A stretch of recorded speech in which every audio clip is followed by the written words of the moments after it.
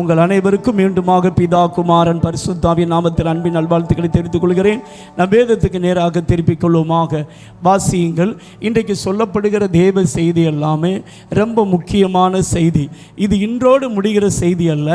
இந்த செய்தியை நீங்கள் எழுதி வைத்து நீங்கள் உங்கள் வாழ்க்கை முழுதும் பயன்படுத்தினீங்கன்னா வாழ்க்கை முழுதும் வெற்றியை பார்ப்பீங்க. அதனால் தயவு செய்து சொல்கிறேன், முடிந்தவங்க பேனா பேப்பரில் என்ன செய்யுங்க, எழுதி கொள்ளுங்கள். சரிதானா? ஒவ்வொரு வேர்டு ரொம்ப முக்கியம். சத்தியத்தை அறிவீர்கள், சத்தியம் உங்களை என்ன செய்யும், விடுதலை ஆக்கும். அதனால் ஏனோதானோன்னு இருந்தீங்கன்னா நீங்கள் இன்றை மட்டும் விடுதலை பெறலாம். ஆனால் சத்தியத்தை அறிந்து கொண்டால் என்றுமே விடுதலையோடு வாழலாம். அல்லேலூயா. நான் ஒரு நாள் பார்த்தீங்கன்னா பல கூட்டங்களுக்கு நான் போன ஆள் தான். நான் இதிலேருந்து தான் ரசிக்கப்பட்டேன். இதிலேருந்து ரசிக்கப்பட்டு பல கூட்டங்களுக்கு போயிருக்கிறேன். பலர் என் தலை மேலே கை வச்சுட்டா எனக்கு விடுதலை கிடைச்சிரும் அப்படின்னு நான் நினைத்தேன். சரிதானா? அதனால் பார்த்தீங்கன்னா டிஜிஎஸ் தினகரன் ஐயா கூட்டத்துக்கு போயிருக்கேன், மற்றும் பல கூட்டங்களுக்கு போயிருக்கிறேன். அவங்க இந்த ஃபாதர் பெர்க்மன்ஸ் ஐயெல்லாம் நான் ரசிக்கப்பட்ட நாட்களில் நல்ல அபிஷேகத்துக்குள்ளே நடத்துவாங்கன்னு நான் கேள்விப்பட்டிருக்கேன், ஆனால் பார்த்ததில்லை. ஆனால் அவர் கூட்டத்துக்கு போனால் நம்மளை அபிஷேகத்துக்குள்ளே அப்படி நடத்திடுவாங்க இப்படி நடத்திடுவாங்கன்னு சொல்லி கேள்விப்பட்டதுனால நான் யாராவது நம்ம மேலே தலையில் கையை வச்சுட்டா நம்ம வாழ்க்கையே மாறிடும் அப்படின்னு நினச்சி பலர்கிட்ட போய் தலையெல்லாம் கொடுத்து பார்த்தேன். ஆனால் ஒன்றும் நடக்கலை. என்ன நடக்கலை? ஒன்றும் நடக்கலை. என்னை சுற்றி இருக்கிறவங்க சிலருக்கு நல்லா தான் இருந்தாங்க, ஆனால் என் வாழ்க்கையில் ஒன்றும் நடக்கலை. ஒரு நாள் அதிகாலை வேளையில பைபிள் வாசித்து கொண்டிருந்த பொழுது பரிசுத்த ஆவியானவர் என்மேல் இறங்கி எனக்கு ஆண்டவர் கற்றுக் கொடுத்தார். யோவான் எழுதின சுவிசேஷம் 8ஆம் அதிகாரம் 32ஆம் வசனம். ஆண்டவர் சொன்னார், சத்தியத்தை அறிவீர்கள், சத்தியம் உங்களை விடுதலையாக்கும். அன்றிலிருந்து இன்று வரை எனக்கு ஆவியானவர் புது புது சத்தியங்களை கர்த்தர் கற்றுத் தருகிறார். அல்லேலூயா. இந்த சத்தியத்தின் மூலம் பரிசுத்த ஆவியானவர் என்னை விடுதலையாக்குகிறார். என்னை விடுதலையாக்குவது மட்டுமல்ல, போகிற இடங்களில் கர்த்தருடைய சத்தியத்தை ஆவியானுடைய பலத்தினால் சொல்லும் பொழுது கர்த்தர் ஜனங்களை பகிரங்கமாக விடுதலையாக்குகிறார். இன்றைக்கு இந்த கூட்டத்தில் நீங்கள் பார்ப்பீங்க, ஃபைனலாக பார்ப்பீங்க, இது வரைக்கும் இருந்ததுக்கும் இன்றைக்கு நீங்கள் வித்தியாசத்தை கண்டிப்பாக காண்பீர்கள். அல்லேலூயா. அதனால தான் தயவு செய்து சொல்கிறேன், பேனா பேப்பர் எடுத்து என்ன செய்யுங்க, யாராவது எழுதுன்னு வாங்கி இருந்தால் பேப்பர் யார்ட்டையாவது கேட்டு வாங்கிக்கோங்க. பேப்பர் ஏதாவது கொடுக்கறதுக்கு வாய்ப்பு இருக்கா பிரதர்? யாராவது எழுதுன்னு நினச்சிங்கன்னா 2 பேப்பராவது வேண்டி இருக்கும். சரிதானா? வாங்கிக்கோங்க. எதுவும் வாய்ப்பு இருக்கா? ஃபஸ்ட்டு பேப்பர்லாம் யாருக்கு வேணும்னு நினைக்கிறீங்க? யாருக்கும் வேண்டாமா? வேணுங்கிற கை வைத்துங்க, ஏதாவது ஏற்பாடு பண்ணுவாங்க. ஏதாவது நோட்டீஸ் எது இருக்கா? ஃபஸ்ட்டு எது இல்லையோ? சரி, ரைட்டு. எழுதுகிறவர்கள் பாக்கியவான்கள். உங்களுக்காக வீடியோ எடுக்கிறாங்க, சரி அதையாவது வச்சுக்கோங்க. அதுக்கு முன்னாடி ஒரு சின்ன அறிவிப்பு. தேவ ஊழியர்களுக்காக ஜெபிக்கலாம் வாங்க அப்படின்னு ஒரு புத்தகத்தை ஆண்டவருடைய கிருபையினால் எழுதியிருக்கிறோம். நமக்காக உங்கள் ஊழியக்காரங்க உங்களுக்காக பார்த்தீங்கன்னா இரவு பகல் ஜெபம் பண்ணுறாங்க. நம்ம எல்லாருமே என்ன நினைக்கணும்னா ஊழியக்காரங்க நமக்காக ஜெபிக்கணும்னு நினைக்கிறோம். ஆனால் நம்ம ஊழியக்காரங்களுக்காக ஜெபிக்க வேண்டியது ரொம்ப ரொம்ப அவசியம். அவங்க மூலமாக பலத்த அற்புத அடையாளங்கள் நடந்தாலும் அவங்க சரீரத்தில் அப்பப்பைக்கு சில பலவீனம் வரும், சில சொல்ல முடியாத காரியங்கள் இருக்கும். அதுக்காக ஒவ்வொரு விசுவாசியும் டெய்லி ஒரு 5 நிமிஷம் அல்லது 10 நிமிஷம், எத்தனை நிமிஷங்க? 5 அல்லது 10, ரொம்ப நேரம் கேட்கல. சரிதானா? டெய்லி ஒரு 5 நிமிஷமாவது இதில் 10 பாயிண்ட்ஸுக்கு ஜெபிக்கலாம். ஆதி ஆமத்திலேருந்து வெளிப்படுத்தின விசேஷம் வரைக்கும் 500 ஜெப குறிப்பு இருக்குது. நீங்கள் டெய்லி உங்கள் பாஸ்டருக்காக ஒரு 5 நிமிஷம் 10 பாயிண்ட்ஸுக்காக என்ன செய்யலாம் தெரியுமா? வேதத்தின் அடிப்படையில் சோதனை பண்ணி ஜெபிச்சிங்க அப்படின்னா அது பாஸ்டருக்கும் பாஸ்டர் குடும்பத்துக்கும் ஆசீர்வாதமாக இருக்கும். அல்லேலூயா. ஒரு மெய்ப்பன், ஒரு தலைவர் என்பவர் ரொம்ப முக்கியமானது. தலைவன் கரெக்டாக இருந்தால் நடத்தப்படுகிற ஆடுகள் எப்படி இருக்கும் தெரியுமா? கரெக்டாக இருக்கும். அதுபோல் நிறைய சீசர்கள் எழும்புவார்கள். சீசர்கள் எழும்பணும், அப்போ தான் அடுத்த ஜெனரேஷன் தேவனுக்காக என்ன செய்ய முடியும், ஊழியம் செய்ய முடியும். நிறைய பேர் நினப்பு என்னென்னா, பாஸ்டர் எங்களுக்காக ஜெபிக்க வேண்டியதான், பாஸ்டர்மா எங்களுக்காக ஜெபிக்க வேண்டியதான், நாங்கள் அவங்களுக்கெல்லாம் ஜெபிக்க மாட்டோம் அப்படின்னு நிறைய பேர் இருக்காங்க. எதுக்கு அடுத்தாலும் இல்லைன்னா சிலர் ஜெபம் பண்ணுவாங்க பாஸ்டர் நேசித்து. ஆனால் எப்படி ஜெபிப்பாங்கன்னா, ஆண்டவரே பாஸ்டர் ஆசீர்வதியும், பாஸ்டருக்கு சுகத்தை தாரும், பாஸ்டர் பயன்படுத்தும், இதை தான் சொல்ல தெரியும். கிளிப்பிள்ளைக்கு சொன்ன மாதிரி சில வேடம் மட்டும் என்ன செய்ய தெரியும், சொல்ல தெரியும், வேறு ஒன்றும் சொல்ல தெரியாது. ஆனால் இதில் 500 ஜெப குறிப்பு இருக்குது. அல்லேலூயா. வேதத்தின் அடிப்படையில் இருக்குது. நீங்கள் இதன் அடிப்படையில் ஜெபம் பண்ணிங்கன்னா உங்கள் பாஸ்டர் குடும்பம் ஆசீர்வாதமாக இருக்கும். அல்லேலூயா. அவங்களை கொண்டு தேவ சித்தம் நிறைவேறும். என்ன நிறைவேறுங்க? அதனால் இந்த புத்தகத்தின் விலை 50 ரூபா. உங்களுக்கு வேணும்னு நினச்சிங்கன்னா முடிந்த பிறகு நீங்கள் வாங்கிக்கொள்ளலாம்.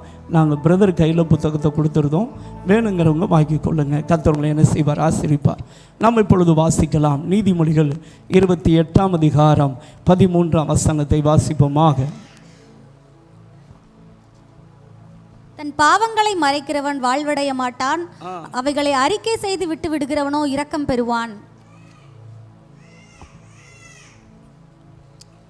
தன் பாவங்களை மறைக்கிறவன் வாழ்வடைய மாட்டான், அவைகளை அறிக்கை செய்து விட்டு விடுகிறனோ இரக்கம் பெறுவான்.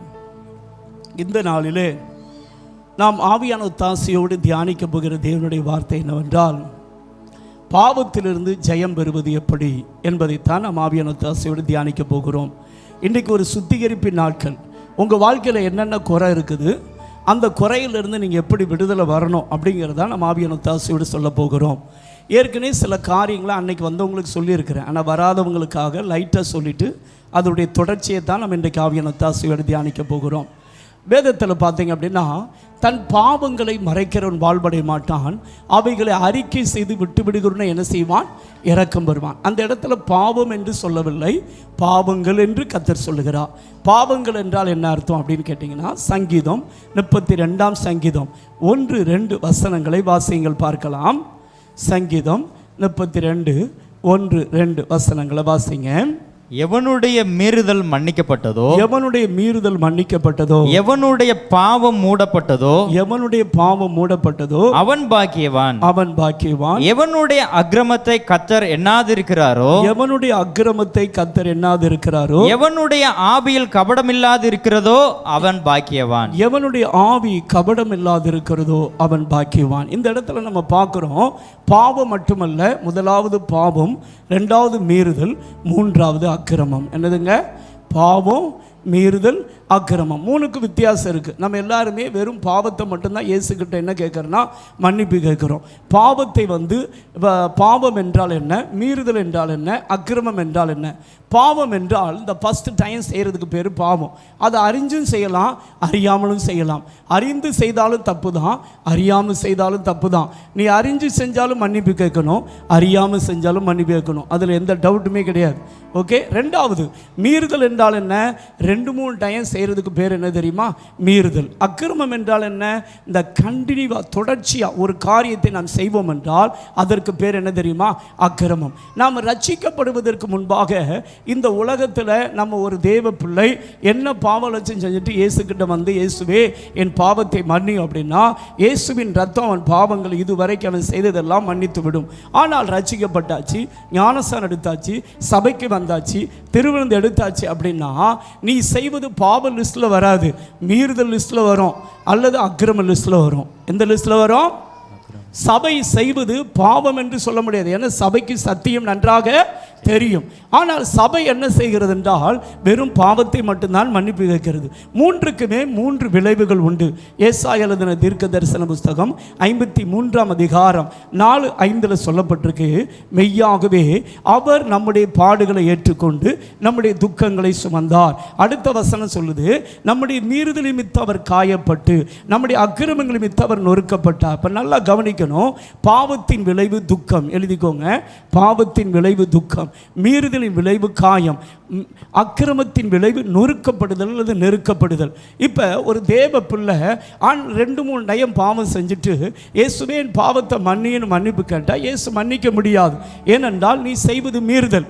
சரிதானா? ஃபஸ்ட்டு டைம் செஞ்சிருந்தேன்னா பாவம் என்ற லிஸ்ட்டில் வேணால் துக்கத்தை வேணால் இயேசு நிற்குவார். ஆனால் அந்த பாவத்தின் விளைவுகள், அதன் மூலம் வந்த அந்த காயங்கள் அப்படியே தான் உட்கார்ந்துருக்கும். அக்கிரமத்தின் விளைவாக வந்த அந்த நெருக்கப்படுதல் அல்லது நொறுக்கப்படுதல் நீ அப்படியே தான் உட்கார்ந்துருப்ப. சிலரை நீங்கள் பார்த்துருப்பீங்க, சபைக்கு ஆரம்ப நாட்களில் வருகிற பொழுது, ரட்சிக்கப்பட்ட பொழுது அவங்க ஜெபத்துக்கெல்லாம் உடனுக்குடனே பதில் கிடைக்கும். ஒரு 2 வருஷம் 3 வருஷம் பார்த்தீங்கன்னா அவங்க ஜெபம் பண்ண உட்கார்ந்தாலே தேவ பிரசன்னத்தை உணர்வார்கள். அவங்க பார்த்தீங்கன்னா சுவிசேஷம் சொல்வார்கள், உற்சாகமாக இருப்பார்கள். ஆனால் 3 வருஷம் முடிந்து விட்டால் அவங்க வாழ்க்கையில் பார்த்தீங்கன்னா அவங்க என்ன நினைப்பாங்க தெரியுமா? ஆதியில் இருந்தது போல இப்போ ஜெபிக்கணும் அப்படின்னு நினைப்பாங்க. ஆனால் முடியாது. ஆதியில் இருந்தது போல இப்போ பிரசன்ஸ் உணர நினைப்பாங்க, முடியாது. இப்போ என்னதான் போய் குட்டிகரணம் போட்டாலும் நடக்காது. ஏன்? What is reason? என்ன காரணம் அப்படின்னு கேட்டிங்கன்னா, ஆரம்பத்தில் இயேசு கிறிஸ்து உங்களை இலவசமாய் மன்னிக்கிறார். என்ன மன்னிக்கிறாரு? இலவசமாக மன்னிக்கிறார். ஆனால் இப்போ நீங்கள் சபைக்கு தொடர்ந்து வந்துட்டீங்க. சபைக்கு வந்த பிறகு இப்போ உங்களுக்குள்ள என்ன வர ஆரம்பிக்குதுன்னா, மன்னியாத தன்மை வருகிறது, ஒப்புரவாகாத தன்மை வருகிறது. நீங்கள் மன்னிக்காத வரைக்கும் இயேசு கிறிஸ்து உங்களை மன்னிக்க மாட்டார். ரட்சிக்கப்படுறதுக்கு முன்னாடி இலவச மன்னிப்பு, ரட்சிக்கப்பட்ட பிறகு இலவச மன்னிப்பு அல்ல. நீ மன்னித்தால் இயேசு மன்னிப்பார், நீ மன்னிக்காவிட்டால் இயேசு மன்னிக்க மாட்டார். வேதம் சொல்லுகிறது, எபேசியர் எழுதின நிருபம் 4ஆம் அதிகாரம் கடைசி வசனம் வாசிங்கள் பார்க்கலாம். எபேசியர் 4ஆம் அதிகாரம் கடைசி வசனத்தை, ஒருவருக்கொருவர் தயவாயும் மன உருக்கமாயும் இருந்து, ஒருவருக்கொருவர் தயவாயும் மன உருக்கமாயும் இருந்து, கிறிஸ்துவுக்குள் தேவன் உங்களுக்கு மன்னித்தது போல நீங்களும் ஒருவருக்கொருவர் என்ன செய்யணுமா? மன்னிக்கணும் அப்படின்னு சொல்லி, கிறிஸ்துவுக்குள் பிதாவாகிய தேவன் என்னை மன்னிக்கிறார். எப்படி மன்னிக்கிறார்? நான் இயேசு கிட்ட போய், இயேசப்பா என் பாவத்தை, என் மீறுதலை, என் அக்கிரமத்தை மன்னி அப்படின்னு கேட்கும்போது, இயேசுவின் ரத்தம் என்னை கழுவுறது மட்டுமல்ல, பிதாவாகிய தேவன் கிறிஸ்துவுக்குள் என்னை எப்படி பார்க்கிறார் என்றால், ஒரு பாவமும் செய்யாத புது மனிதனாய் பார்க்கிறார். அப்ப எனக்கு விரோதமாக ஒருத்தன் தப்பு செய்திருந்தால் நானும் அந்த மனிதனை எப்படி மன்னிக்க வேண்டும் என்றால், நின்ன இடத்துல பைபிளில் சொல்லப்பட்டிருக்கு. மார்க் எழுதின சுவிசேஷம் 11ஆம் அதிகாரம் 25-26 வாசித்து பாருங்கள். நீங்கள் நின்று ஜெபம் பண்ணும்போது ஒருவன் பேரில் உங்களுக்கு யாதொரு குறை உண்டாயிருக்குமானால், பரலோகத்திற்கிற உங்கள் பிதா உங்கள் தப்பிதங்களை உங்களுக்கு மன்னிக்கும்படி நீங்கள் அந்த குறைவை அவனுக்கு மன்னியுங்கள். நீங்கள் மன்னியாதிருப்பீர்களானால் பரலோகத்திற்கிற உங்கள் பிதா உங்கள் தப்பிதங்களை என்ன செய்ய மாட்டார்? மன்னிக்க மாட்டார்னு சொல்லப்படுது. 3 வருஷம் வந்த பிறகு நம்ம ஆட்கள் பார்த்தீங்கன்னா பக்கத்தில் உள்ளவங்களோட பழகிருப்பாங்க, ஏற்றவங்களோட பழகிருப்பாங்க. அவங்களுடைய 1-2 வீக்னஸ் தெரிய ஆரம்பிக்கும். வீக்னஸ் தெரிஞ்ச ஆனோடனே நம்ம அவங்கள குறித்து என்ன செய்வோம் தெரியுமா? கசப்பு உள்ளகளை வர ஆரம்பிச்சிடும். எது வர ஆரம்பிச்சிடும்? இப்போ நீங்கள் எல்லாரும் மன்னிச்சிருக்கீங்களா, மன்னிக்கலையா அப்படின்னு இப்போ கண்டுபிடிச்சிடலாம். சரிதான். நான் 8 கேள்வி உங்ககிட்ட கேட்குறேன். இந்த கேள்விக்கு நீங்கள் வந்து எஸ்ன்னு சொன்னால் நீங்கள் மன்னிச்சிருக்கீங்கன்னு அர்த்தம், இல்லை அப்படின்னா நீங்கள் மன்னிக்கலைன்னு அர்த்தம். சரிதானா? முதலாவது ஆண்டவர் சொல்கிறாரு, நீங்கள் நின்று ஜெபம் பண்ணும்போது ஒருவன் பேரில் யாதொரு குறை உண்டாயிருக்குமானால், குறை என்றால் மனத்தாங்கல், மன வருத்தம். குறை என்றால் என்ன அர்த்தம்? மனத்தாங்கல், மன வருத்தம். நிறைய வீடுகளில் பார்த்தீங்கன்னா, நான் ஒன்றுமே சொல்லலை, என் கணவனார் திட்டுறாரு, நான் ஒன்றுமே சொல்லலை, என் மனைவி திட்டுறா, நான் ஒன்றுமே சொல்ல, எங்கள் அப்பா திட்டுறாங்க, நான் ஒன்றுமே சொல்ல, என் பிள்ளைகள் வந்து அப்படி பேசுகிறாங்க அப்படின்னு பெற்றோரை குறித்து பிள்ளைகளுக்கும், பிள்ளைகளை குறித்து பெற்றோருக்கும் என்ன உட்கார்ந்துருக்கு அப்படின்னா, மன வருத்தம் அல்லது மனத்தாங்கல். ஃபர்ஸ்ட் ஸ்டேஜ் என்னது? மன வருத்தம். இந்த மன வருத்தம் இருந்தாலே, ரட்சிக்கப்பட்ட பிறகு, நீ சபைக்கு வந்த பிறகு நீ மற்றவங்களை மன்னிக்காமல் ஜெபிச்சேன்னா கர்த்தர் ஜெபத்தை கேட்கவே மாட்டார். ஆனால் கூட்டத்தில் வேணால் நீ அபிஷேகத்தில் நிரம்பலாம். ஆனால் நீ வீட்டுக்கு போகும்போது பலபடிக்கு நீ எப்படி இருந்தையோ அதே போல் தான் உன் நிலைமை இருக்கும். சரிதான். எத்தனையோ ஊழியக்காரங்களை நீங்கள் பார்த்துருப்பீங்க. ஊழியக்காரங்க ஜெபிக்கும் போது அபிஷேகம் இறங்கும், ஆனால் அந்த அபிஷேகம் அது கூட்டத்தில் தான் இருக்கும். ஆனால் வீட்டுக்கு போனால் உன் வாழ்க்கையில் மாற்றம் வராது. ஆனால் நீ நினைப்ப, நான் ஆரம்ப நாட்களில் ரட்சிக்கப்பட்ட பொழுது அந்த ஊழியக்காரர் வந்து ஜெபித்த, அந்த ஊழியக்காரர் வந்து ஜெபிக்கும் போது அபிஷேகத்தை நிரம்பினேன், அந்த அபிஷேகம் வாழ்க்கையில் பெரிய மாற்றத்தை தந்தது. ஆனால் இன்றைக்கு மாற்றத்தை தருகிறதா என்றால் இல்லை. ஏன் இல்லை அப்படின்னு கேட்டால், நீ மன்னிக்காதனால தேவ பிரசன்னம் கூட்டத்தில் காமனா இறங்கும். அது எல்லார் மேலும் இறங்கும். பட்சபாதம் இல்லாத தேவன். அதனால் அவர் பட்சபாதம் இல்லாம நீ ஜெபம் பண்ணாம வந்தாலும், நீ புரணி பேசிட்டு வந்தாலும், நீ குறை சொல்லிட்டு வந்தாலும் கர்த்தர் நிரப்புவார். அதை வச்சு நீ கரெக்டா இருக்க என்ற அர்த்தம் அல்ல. இன்னைக்கு நிறைய பேர் ஏமாத்தப்படுறது எதில் தெரியுமா? கூட்டத்தில் ஆவியில் நிரம்பிட்டா என்னமோ நம்ம எல்லாம் பெஸ்ட் அப்படிங்கிற மாதிரி நிறைய பேர் நினைக்கிறாங்க. நான் உங்களை பார்த்து ஒரு கேள்வி கேட்கிறேன், ஓட்ட பாத்திரம் நிரப்பப்படுமா? நிரம்பாது. சொல்லுங்க. நிரம்பாது. ஆனால் நாங்கள் சொல்கிறோம் ஓட்ட பாத்திரம் நிரப்பப்படும். எனக்கு ஆண்டவர் கற்றுக் கொடுத்தார். ஆண்டவர்கிட்ட கேட்டேன், ஆண்டவரே 7 மணி நேரம் ஒரு சிப்பு, அவ்வளவு நேரம் ஜெபம் எல்லாம் பண்ணுறாங்க, ஆனால் வீட்டுக்கு வந்தால் எந்த மாற்றமும் இல்லை. ஏன் ஆண்டவரே அப்படின்னு ஆண்டவர்கிட்ட கேட்டேன். அப்போ ஆண்டவர் சொன்னார், இதெல்லாம் ஓட்ட பாத்திரம், இது எங்கே போகாதுன்னா பரலோகத்துக்கு போய் சேராது அப்படின்னாரு. அப்போ எனக்கு வேதத்திலிருந்து ஆதாரம் தாங்க அப்படின்னு. மத்தேயு எழுதின சுவிசேஷம் 25ஆம் அதிகாரம் 1-13 வரை வாசித்து பாருங்கள். மணவாளனை சந்திப்பதற்கு 10 கன்னிகைகள் போகிறார்கள். 5 பேர் புத்தி உள்ளவர்கள், 5 பேர் புத்தி இல்லாதவர்கள். 5 பேருடைய பாத்திரத்தில் என்ன இருந்துச்சு? 5 பேருடைய பாத்திரத்தில் என்ன இல்லை? எண்ணெய் இல்லை. மணவாளன் ஆரம்பித்த பொழுது அந்த 5 புத்தி இல்லாதவங்க பாத்திரத்தில் எண்ணெயை காணும். ஏன் எண்ணெய் எங்கே போச்சு? ஓட்ட பாத்திரமா என்ன செஞ்சிருச்சு? சொல்லுங்க, ஒழுகிருச்சு. உனக்குள்ள மன வருத்தம் இருந்தா, உனக்குள்ள அடுத்த ஸ்டேஜ் எரிச்சல், அடுத்த ஸ்டேஜ் கோபம், அடுத்த ஸ்டேஜ் வெறுப்பு, அடுத்த ஸ்டேஜ் கசப்பு, அடுத்த ஸ்டேஜ் தூசணம், அடுத்த ஸ்டேஜ் மூர்க்கம், இத்தனையும் உனக்குள்ள இருக்குது அப்படின்னா நீ என்ன பாத்திரம் தெரியுமா? என்ன பாத்திரம்? ஓட்ட பாத்திரம். சாத்தானுடைய முதல் டார்கெட் என்ன தெரியுமா? நீ ரட்சிக்கப்படுறத தடை பண்ணி பார்ப்பான், ரட்சிக்கப்பட்டுட்ட. நீ அபிஷேகம் பெற தடை பண்ணி பார்ப்பான், அபிஷேகம் பெற்றுட்ட. இப்போ அவனுடைய டார்கெட் நீ எஜமானனுக்கு உபயோகமுள்ள ஒரு பாத்திரமாக என்ன செஞ்சிடக்கூடாது, மாறிடக்கூடாதுங்கிறதுல அவன் கவனமாக இருப்பான். இப்போ எஜமானனுக்கு ஒரு பாத்திரம் வந்து பயன்படணும் அப்படின்னா 3 காரியம் இருக்கணும். ஒன்று, அந்த பாத்திரத்தில் அழுக்கு இருக்கக்கூடாது. அந்த பாத்திரத்தில் என்ன இருக்கக்கூடாது? ஒரு பாத்திரத்தில் அழுக்கு இருந்தால் அதில் பால் வாங்க முடியுமா? வாங்கலாம். ஓட்டை இருந்தால் பால் வாங்க முடியுமா? வாங்கலாம். கீரல் இருந்தால் வாங்க முடியுமா? வாங்கலாம். எக்ஸாம்பிள் சொல்கிறேன், ஒரு கிளாஸ் எடுத்துக்கோங்க, அதுதான் உங்கள் இருதயமாகிய பாத்திரம். இந்த பாத்திரத்தில் 10 குண்டூசி ஓட்டை போட்டுக்கோங்க. எத்தனை குண்டூசி ஓட்டை? 10 குண்டூசி ஓட்டை போட்டுக்கோங்க. இப்போ சபைக்கு வர்றீங்க, நீங்கள் 6 நாள் ஜெபிக்கவே இல்லை, 1 மணி நேரம் கூட நீங்கள் ஜெபிக்கலை, பைபிள் ஒழுங்காக வாசிக்கலை, நல்ல சண்டை போடுறீங்க, முறுமுறுக்கிறீங்க, எல்லா குறையும் சொல்லிட்டு இங்கே வர்றீங்க. இங்கே வந்தோடனே உங்கள் பாஸ்டர் என்ன பண்ணுவாங்கன்னா, பாஸ்டரும் சரி, விசேஷ ஊழியக்காரங்களும் சரி, பாரத்தோடு ஜெபம் பண்ணிட்டு வருவாங்க. ஆண்டவரே, சபையை நீங்கள் என்ன செய்யணும், நிரப்பணும் அப்படின்னு சொல்லி அவங்க ஜெபம் பண்ணிட்டு வருவாங்க. அப்போ கர்த்தர் என்ன செய்வார்னா, அவர் பட்சபாதம் இல்லாத தேவன். எப்படிப்பட்ட தேவன்? பட்சபாதம் இல்லாத தேவன். அதனால் அவர் என்ன செய்வார் அப்படின்னா, கர்த்தருடைய அபிஷேகம் சபையில் எப்படி இருக்கும் அப்படின்னா, ஒரு அண்டால இருந்து தண்ணியை ஊற்றினா எப்படி இறங்குமோ அதுபோல் அபிஷேகம் இறங்கும். அப்போ இந்த கிளாஸை போய், இந்த 10 குண்டூசி ஓட்ட போட்ட கிளாஸை போய் நான் நீட்டுறேன்னு வச்சுக்கோங்க, அபிஷேகம் நிரம்புமா நிரம்பாதா? கூட்டத்தில் இருக்கும் தண்ணியே நிரம்பும். புரியுதா? எங்கே இருக்கும் தண்ணி நிரம்பும்? கூட்டத்தில் இருக்கும் தண்ணி நீ நல்ல பாத்திரம் தான். ஆனால் சபையை விட்டு நீ வீட்டுக்கு போக பார்த்தியா, போகுங்குள்ளே அந்த ஓட்டையில் எல்லாமே என்ன செஞ்சிடும், லீக் அவுட் ஆகி வெளியே போயிடும்.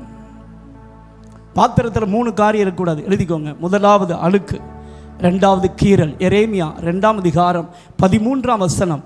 பாத்திரத்தில் அவர்கள் தங்களுக்கு வெடிப்புள்ள தொட்டியை வெற்றி கொண்டார்கள் என்று வேதம் சொல்லுகிறது.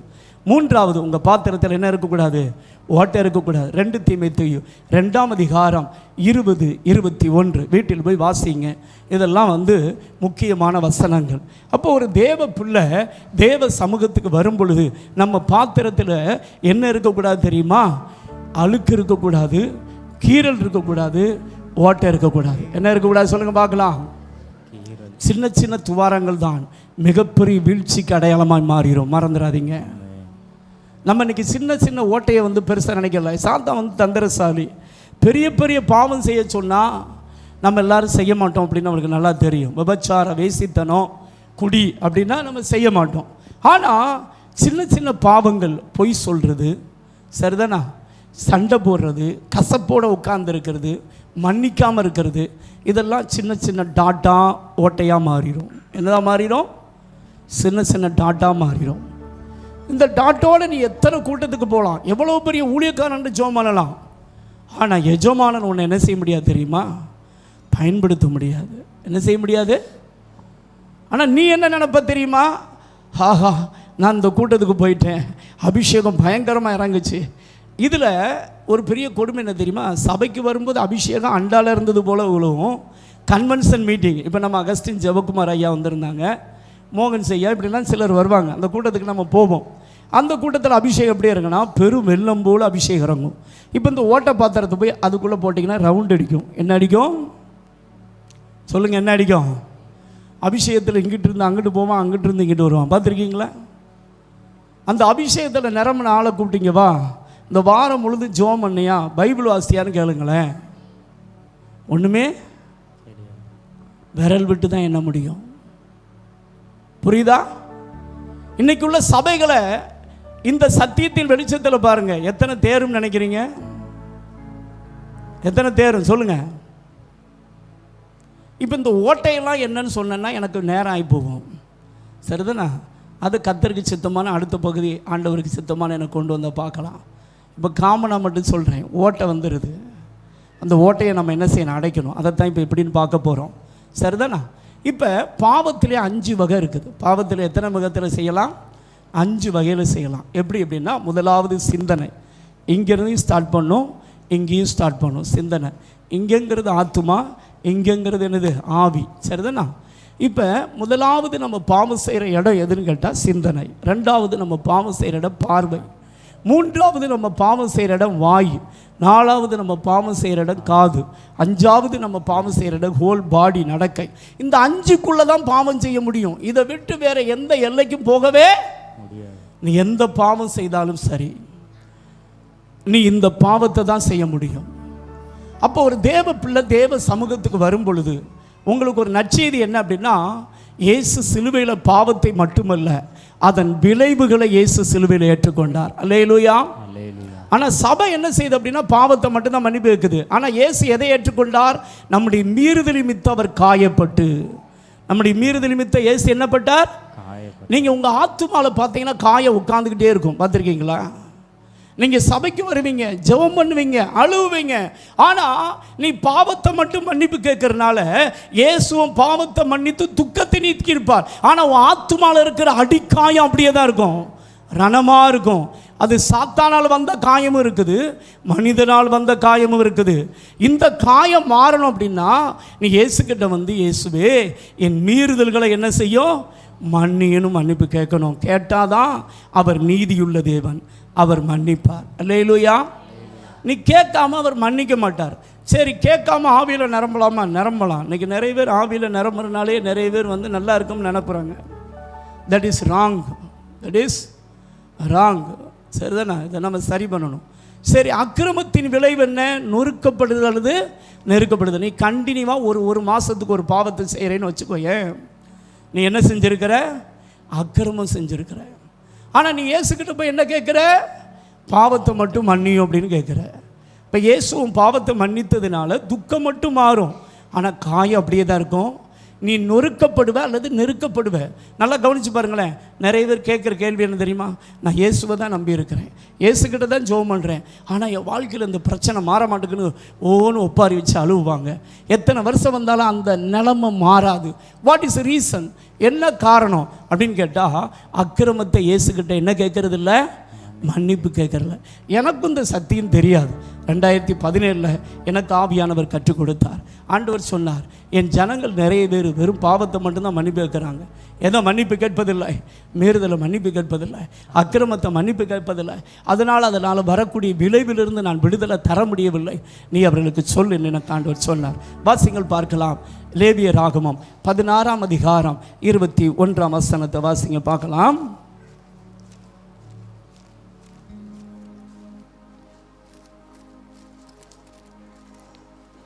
அதின் தலையின் மேல் ஆரோன் தன் 2 கைகளையும் வைத்து அதின் மேல் இஸ்ரவேல் புத்திரருடைய சகல அக்கிரமங்களையும் அவர்களுடைய எல்லா பாவங்களினாலும் உண்டான அவர்களுடைய மீறுதல்களையும் அறிக்கையிட்டு அவைகளை வெள்ளாட்டு கடாவினுடைய தலையின் மேல் சுமத்தி அதை அதற்கான ஆள்வசமாய் வனாந்ததற்கு அனுப்பிவிட கடவன். இங்க பாருங்க, தெளிவா ஆவியானவர் சபை என்னென்ன காரியத்தை மன்னிப்பு கேட்குது பாருங்க. பழைய ஏற்பாட்டிலேயே ஆவியானவர் தெளிவாக எழுதிட்டார்.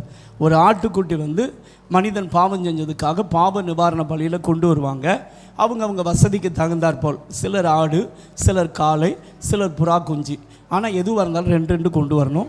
ஒன்று பலிக்கு கொடுக்கப்படும், ஒன்று காட்டு வசமாக என்ன செய்யப்படும், விடப்படும்.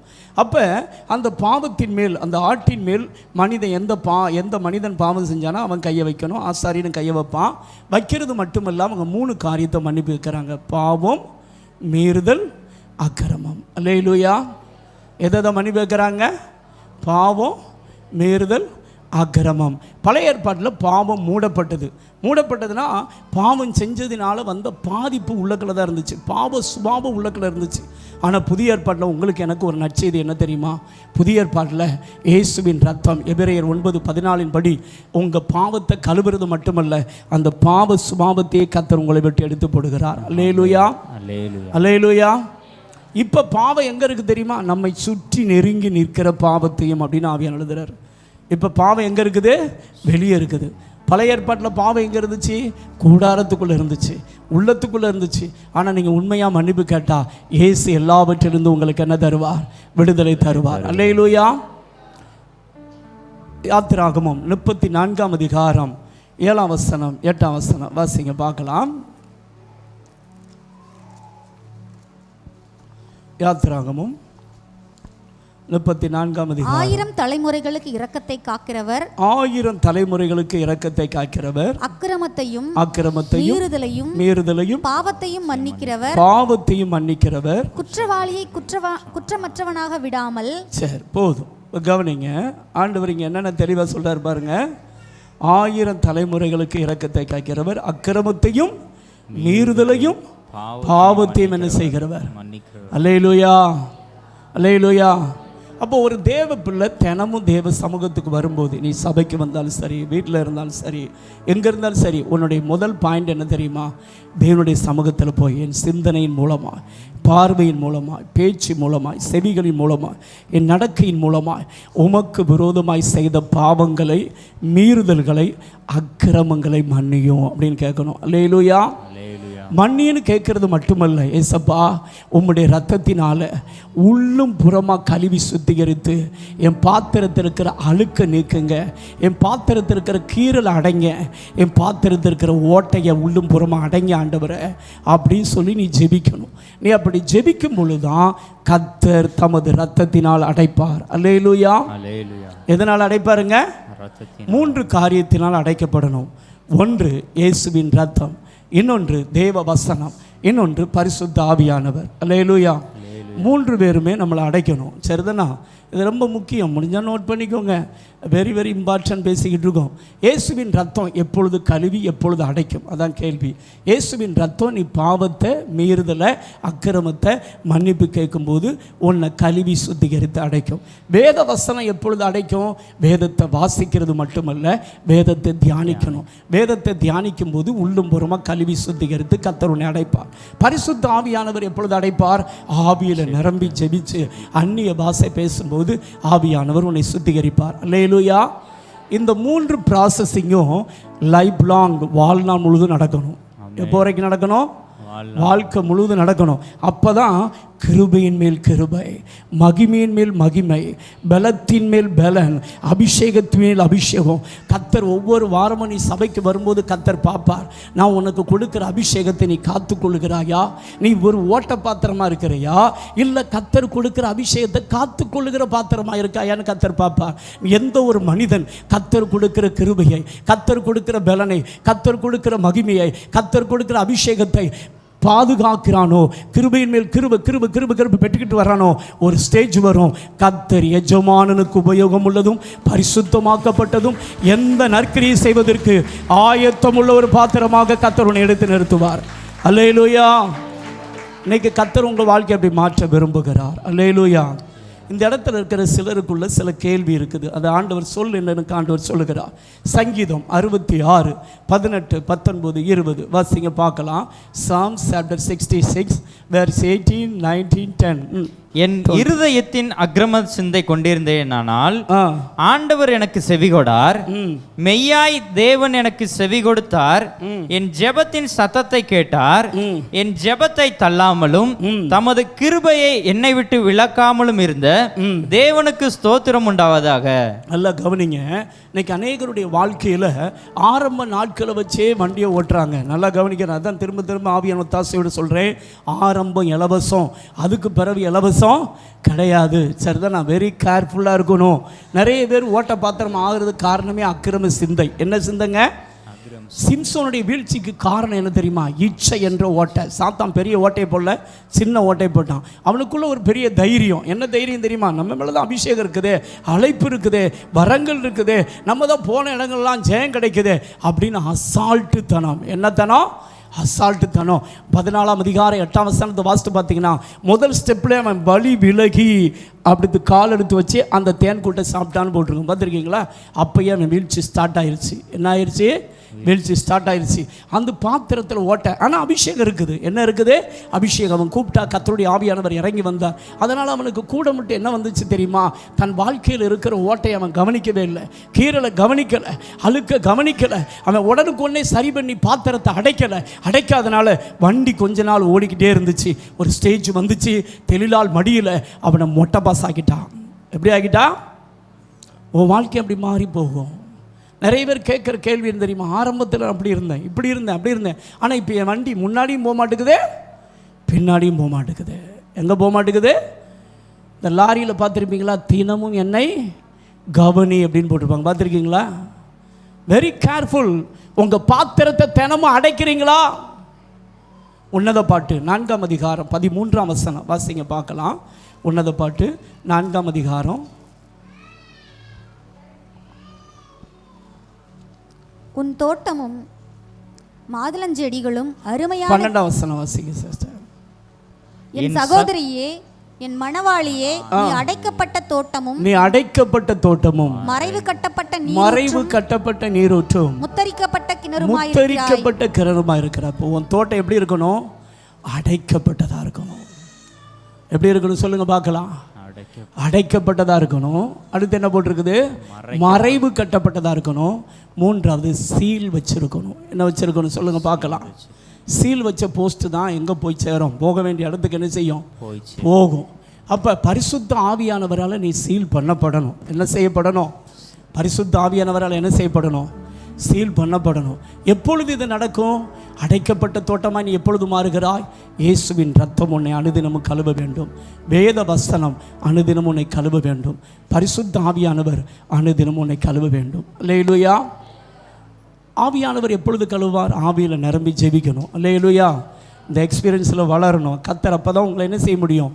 ஆசீர்வதிக்க முடியும். இல்லை அப்படின்னா கர்த்தர் பயன்படுத்த முடியாது. சிம்சோன் அசால்ட்டாக இருந்ததுனால அவனுடைய வீழ்ச்சியை நம்ம பார்க்குறோம். தேவ பிள்ளையை உங்கள் வாழ்க்கையில் இருக்கக்கூடாத சுபாவம் என்ன தெரியுமா?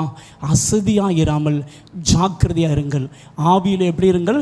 அனலாக இருங்கள். இங்கே பாருங்கள், சங்கீதக்காரன் சொல்கிறான், என் இருதயத்தில் அக்கிரம சிந்தை கொண்டிருந்தேனானால் தேவன் எனக்கு என்ன செய்தார்? செவி கொடார். மெய்யாய் தேவன் எனக்கு செவி கொடுத்தார். என் ஜெபத்தை தள்ளாமலும் தமது கிருபையை என்னை விட்டு விலக்காமலும் இருந்த தேவனுக்கு சோத்திரம். நல்லா கவனிக்கணும். ஒரு மனிதனுடைய வாழ்க்கையில் அக்கிரம சிந்தை இருக்கும் என்றால், அக்கிரம சிந்தனை என்ன தெரியுமா? சங்கீதம் 119 113 வசனம், வீண் சிந்தனைகளை நான் வெறுத்து உமது வேதத்தில் எப்படி இருக்கிறேன்? பிரியமாக இருக்கிறேன். உன் வாழ்க்கையில் வீணான சிந்தனைகள்லாம் என்ன தெரியுமா? பாத்திரத்தில் ஓட்ட உண்டாகுதுன்னு அர்த்தம். மறந்துடாதீங்க. இன்றைக்கி நிறைய பேருடைய வீணான சிந்தனை தெரியுமா? செல்ஃபோன் தான். மணிக்கணக்காக யூடியூப்பில் உட்காந்துருக்காங்க, மணிக்கணக்காக ஃபேஸ்புக்கில் உட்காந்துருக்காங்க, மணிக்கணக்காக பார்த்தீங்கன்னா நைட்டு 12 மணி 3 மணி ஸ்டேட்டஸ் வைக்கிற டைமே அந்த டைம் தான் வைக்கிறாங்க. இதான் பெரிய கொடுமை. நல்லா கவனிக்கணும். காத்திருந்து அபிஷேகத்தை பெறதுக்கு நேரம் ஆகும், ஆனால் இழக்கிறது அடுத்த வினாடி இழந்துருவோம். ஜாக்கிரதை. நீ இழந்துட்ட அப்படின்னா கர்த்தர் உன்னை பயன்படுத்த முடியாது. பாயை தேய்ச்சிட்டு போகலாம், இருக்கிற இடத்த தேய்ச்சிட்டு போகலாம், சேர தேய்ச்சிட்டு போகலாம். கர்த்தர் பார்ப்பார். உன்னை நம்பி ஒரு காரியமும் கர்த்தர் என்ன செய்ய முடியாது? செய்ய முடியாது. நல்லா கவனிச்சுவோங்க. உன் வாழ்க்கையில் வீண் சிந்தனை இருந்தால், அக்கிரம சிந்தை இருந்தால் 2 காரியம் நடக்கும். 1, கர்த்தர் உன் ஜெபத்தை கேட்க மாட்டார். 2, நீ கிருபை இழந்து போவ. என்னத்தை இழந்து போவ? என்ன திறந்துருவீங்க? இந்த இடத்துல வந்திருக்கிற சிலருக்குள்ள கேள்வி இருக்கு, என் ஜெபத்துக்கு ஏன் பதில் வரல? ஏன் பதில் வரலன்னா, உனக்குள்ள இருக்கிற வீணான சிந்தனை, உனக்குள்ள இருக்கிற அக்கிரம சிந்தை. வீணான சிந்தனைனா என்ன சிந்தனை தெரியுமா? சிலர் சொந்த கதை, சோக கதை. எப்போ பார்த்தாலும் எந்த கதையை சிந்திப்பாங்க? சொந்த கதை, சோக கதை, இல்லைன்னா செல்போன் கதை. இதைத்தான் நிறைய பேர் என்ன செய்கிறாங்கன்னா சிந்திக்கிறாங்க. வேதத்தை சிந்திக்கணும். என்னத்தை சிந்திக்கணுங்க? வேதத்தை சிந்திக்கும் போது தான் நீ எஜமானனுக்கு பயனுள்ள ஒரு பாத்திரமாக என்ன செய்ய முடியும்? மாற முடியும். உன் ஜெபத்துக்கு கர்த்தர் வெளியரங்கமாக என்ன தருவார்?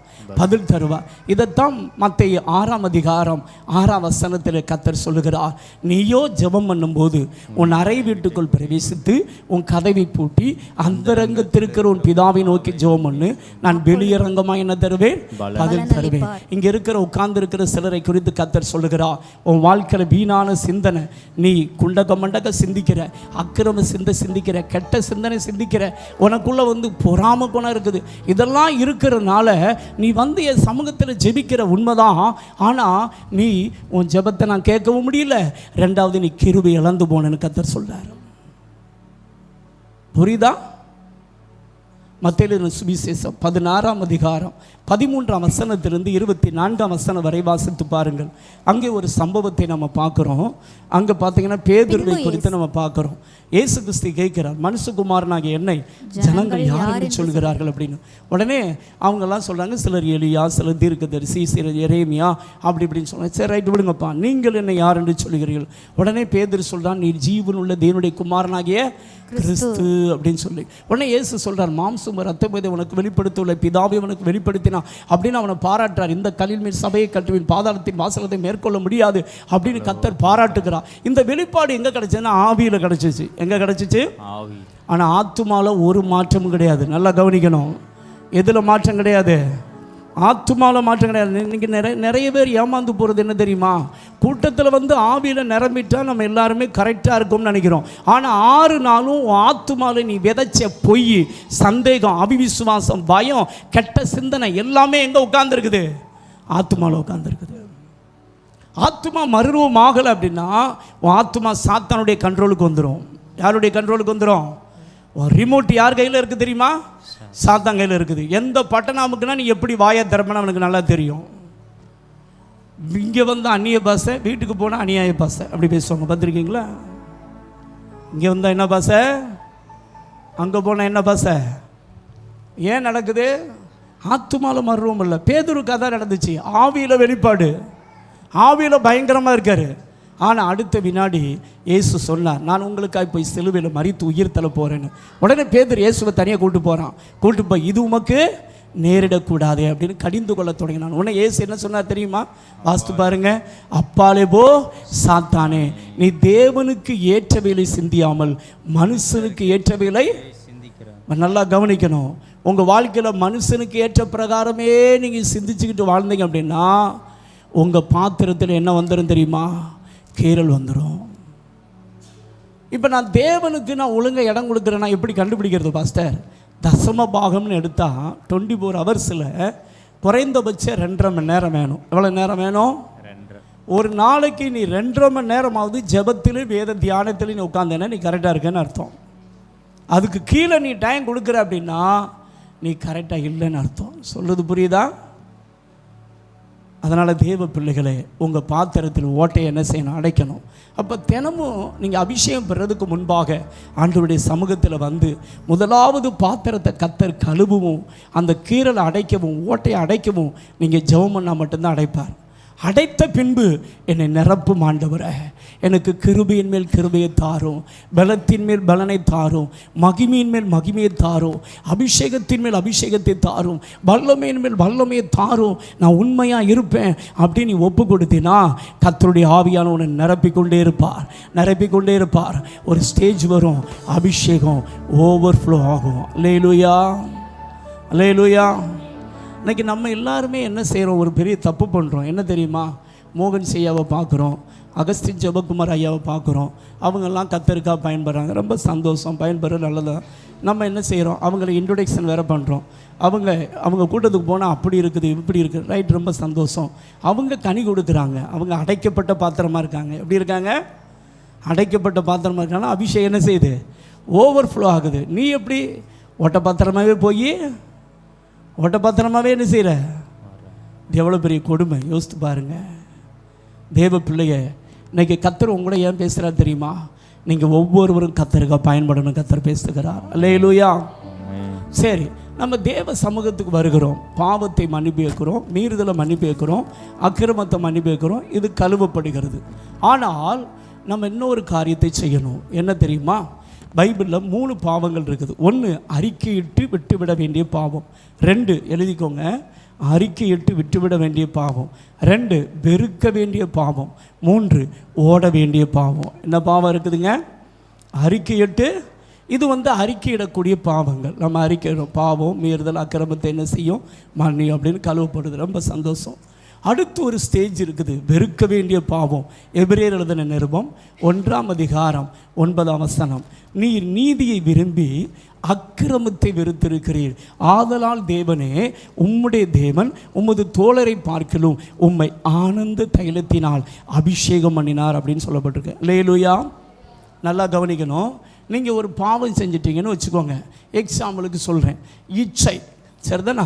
உனக்கு ஒரு கெட்ட சிந்தனை வருது, அந்த கெட்ட சிந்தனை மூலம் கெட்ட காரியத்தை பார்க்குறது மூலம் இச்சித்தால் இச்சையின் ஆவி உனக்குள்ளே வந்துடும். நீ ரட்சிக்கப்பட்டிருந்தாலும் அவனுக்கு கவலை கிடையாது, நீ அபிஷேகம் பெற்றிருந்தாலும் கவலை கிடையாது, நீ ஊழியக்காரனாக இருந்தாலும் அவனுக்கு கவலை கிடையாது. சாத்தானுக்கு வந்து உன் கதவு என்ன செய்யணும்? ஓப்பன் ஆகணும். நீ ஒரு கெட்ட சிந்தனை சிந்திப்பாய் என்றால் உன் கதவு ஓப்பன் ஆகும், இச்சையின் ஆவி உள்ளக்களை வந்துடும். இப்போ பெண்களாக இருந்தால் இவங்களுக்கு அதிகபட்சமான பிரச்சனை எரிச்சல், கோபம், வெறுப்பு, சரிதானா? சண்டை போடுவீங்க, சண்டை போட்டவுடனே என்ன நடக்கும் அப்படின்னா எரிச்சலின் ஆவி உள்ளக்கள் வந்து உட்காந்துரும், அதுக்கடுத்து கோபத்தின் ஆவி உள்ளக்கள் வந்து உட்காந்துரும். இப்படி நீங்கள் என்னென்ன ஆவி இடம் கொடுக்குறீங்களோ அந்த ஆவியெல்லாம் உள்ளக்களை வந்துடும். இப்போ நீங்கள் ஒரு பாவம் செய்கிறீங்க, உடனே பரிசுத்த ஆவியானவர் பாவத்தை கண்டித்து உணர்த்துவார்.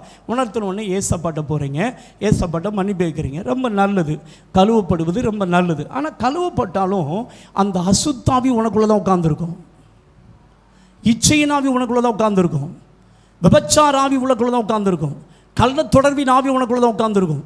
நீ எந்த ஆவிக்கு இடம் கொடுத்தாயோ அந்த ஆவி உனக்குள்ள தான் உட்காந்துருக்கு. இப்போ இந்த ஆவி டோட்டலாக வெளியே போனால் மட்டும்தான் நமக்கு என்ன கிடைக்கும்? நிரந்தர ஜெயம். இல்லைன்னா நீ ஃபாஸ்டிங் இருந்தால் ஃபாஸ்டிங் இருக்கிற நாளுக்கு பரிசுத்தமாக இருப்பேன். ஃபாஸ்டிங் இருந்து 40 நாள் ஃபாஸ்டிங் இருந்தால் 40 நாள் பரிசுத்தமான இருப்பேன், 43ஆவது நாள் நீ பாவத்தில் விழுந்துருவேன். அப்போ இந்த ஆவி வெளியே போகணும். என்ன போகணும்? இந்த ஆவி என்ன செய்யணும்? வெளியே போனால் மட்டும்தான் நிரந்தர ஜெயம். வீட்டில் சண்டை போடுவீங்க, கணவன் மனைவிக்குள்ளே சண்டை போடுறீங்கன்னு வச்சுக்கோங்களேன், பிரிவினை ஆவி உள்ளக்களை வந்து உட்காந்துரும். இப்போ ஆவியானவர் உணர்த்தி சபைக்கு வரும்பொழுது உணர்த்துவார், அல்லது நீங்கள் ஜெபிக்கும் போது உணர்த்துவார். உடனே நீங்கள் என்ன செய்வீங்கன்னா சாரி கேட்டு ஒப்புரவாயிருவீங்க. ஒப்புரவானா 3 நாள் 4 நாள் நல்லா இருப்பீங்க. ஆனால் பலபடிக்கு அதே சண்டை என்ன செய்யணும்? ஸ்டார்ட் ஆகும். இப்போ சண்டை எப்படி ஆகும் அப்படின்னா, ஃபஸ்ட்டு சண்டை ஸ்டார்ட் ஆகும்போது முதல்ல இன்ஜின் வந்து அப்படி மெதுவாக புட் புட் அப்படின்னு ஸ்டார்ட் பண்ணும். பார்த்துருக்கீங்கன்னா அந்த காலத்து இன்ஜினு அந்த மாதிரி நீங்கள் ஸ்டார்ட் பண்ணியிருப்பீங்க சண்டை ஃபஸ்ட்டு.